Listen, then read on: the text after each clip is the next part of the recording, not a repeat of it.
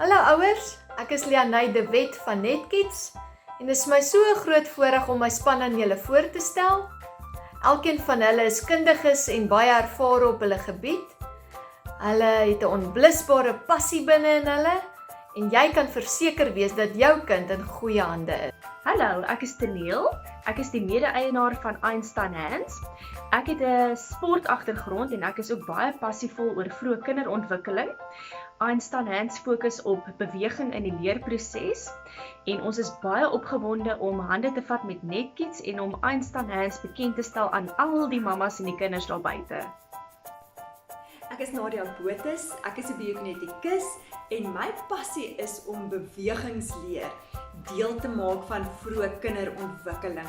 En met bewegingsleer bedoel ek groot motoriese bewegings as ook fyn motoriese bewegings.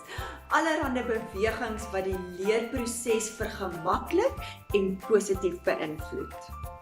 Hi, my naam is Lily Brannan. Ek is 'n voltydse kunstenaar en ek besit ook 'n klein besigheid met die naam van I Am Art. Ek gee kunsklas vanaf 2012 vir aller ouderdomme. En ja, as ek het 'n passie vir lewe en alles wat daar binne is vir mense, natuur, musiek, dans, rotsklim, bergklim en al sulke dinge. Ek is die kunsjuffrou vir Netkids en ek gaan julle kinders deur 'n kreatiewe reis vat waar hulle gaan leer oor verskillende diere en kleure en vorms en kleurvermenging en natuur en seisoene ensovoorts.